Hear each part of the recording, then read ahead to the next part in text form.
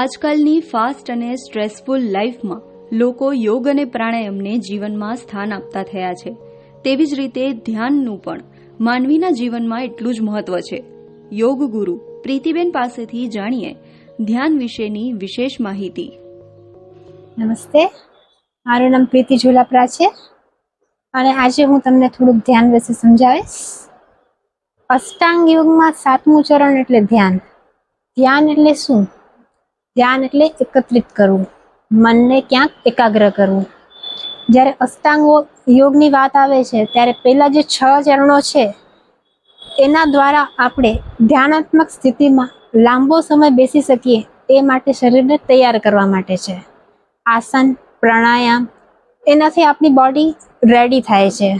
Generally અત્યારે શું થાય છે કે જ્યારે આપણે ધ્યાન કરવા બેસીએ છીએ ત્યારે આપણે બેસી નથી શકતા, કેમ કે આપણે ફિઝિકલ એટલા બધા ઇશ્યુઝ છે એના કારણે આપણે લાંબો સમય બેસી નથી શકતા. સેકન્ડ, આપણે માનસિક રીતે પણ તૈયાર નથી. જ્યારે વાત યોગની આવે છે તો ઓટોમેટિકલી આધ્યાત્મ એના હાથે જોઈન થઈ જાય છે. આધ્યાત્મના રસ્તે જવા માટે ધ્યાન એક બહુ જ ઇમ્પોર્ટન્ટ અંગ છે.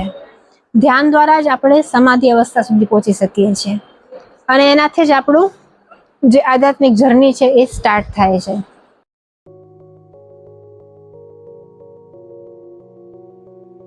આજે જ્યારે કોઈ પણ વ્યક્તિ ધ્યાન કરવા બેસે છે તો 5 મિનિટ પણ નથી બેસી શકતો, કેમ કે એના શરીરમાં પીડાઓ છે, એ માનસિક રીતે રોગી છે અને જે પહેલા જ પોતાના બાહ્ય રીતે જ શરીરથી પીડાઓથી મુક્ત નથી તો લાઈફ આધ્યાત્મના રસ્તે કેવી રીતે જઈ શકશે?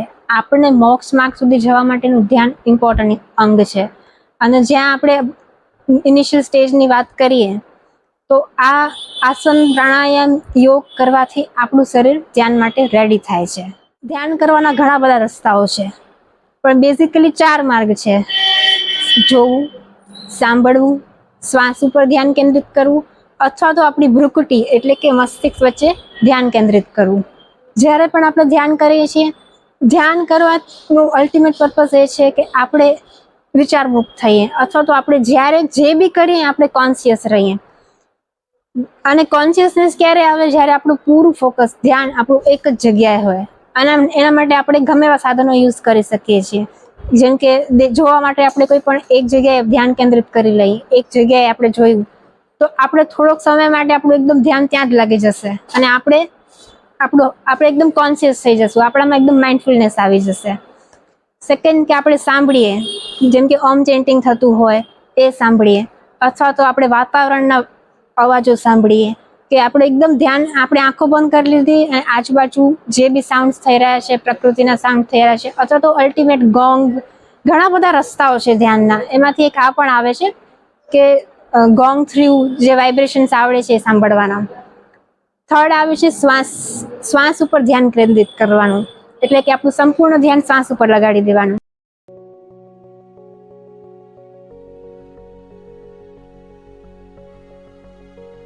હવેનો ટાઈમ એટલો બધો ફાસ્ટ, આધુનિક ટાઈમમાં એટલું બધું સ્ટ્રેસ છે, એન્ઝાયટી છે, મેન્ટલ ડિસઓર્ડર છે, ફિઝિકલ કરતાં પણ વધારે મેન્ટલ ડિસઓર્ડર્સ છે. એના માટે ધ્યાન હવે કમ્પલસરી થઈ ગયું છે. ધ્યાનના કેટલા ફાયદાઓ છે કે જ્યારે બી ધ્યાન કરીએ છીએ તો આપણી સેલ્ફ અવેરનેસ વધે છે. અત્યારનો માણસ એટલો બધો બિઝી છે કે એને ખુદને જ ખબર નથી કે એનામાં કેટલા બધા ઇશ્યુઝ રહેલા છે, અથવા ખુદ વિશે જ અવેરનેસ નથી. બીજી વસ્તુ પર ધ્યાન નથી કરતા પણ ખુદ ઉપર ધ્યાન કરો છો, એટલે કે તમે સંપૂર્ણ ધ્યાન ખુદ ઉપર લગાવો છો અને ત્યારે જ તમે કોન્શિયસ થાઓ છો. તો એનાથી એ ફાયદા થાય છે કે તમારામાં એક્સેપ્ટન્સ આવે છે. આજે માણસ પોતાને સ્વીકારી નથી શકતો, એટલા બધા ઇશ્યુઝ છે, એટલા બધા પ્રોબ્લેમ્સ છે કે એને સ્વસ્વીકાર નથી, પણ ધ્યાનના કારણે એનામાં એક્સેપ્ટન્સની ભાવના આવે છે કે હું આ જ છું અને મારે એને એક્સેપ્ટ કરવાનું છે. તો ધ્યાનમાં એટલો બધો પાવર છે કે માત્ર તમે થોડોક ટાઈમ પોતા માટે કાઢશો તો પોતાના ઇશ્યુઝ, પોતાના પ્રોબ્લેમ્સને જોઈ શકશો અને ધીરે ધીરે તમે એક સારા વ્યક્તિ બની શકશો. અને હવેની જનરેશન જે ઝેન ઝી છે એ તો આખી સ્ટ્રેસફુલ જ છે, એના માટે તો આ મસ્ટ છે. તો ધ્યાન કરવું જ જોઈએ.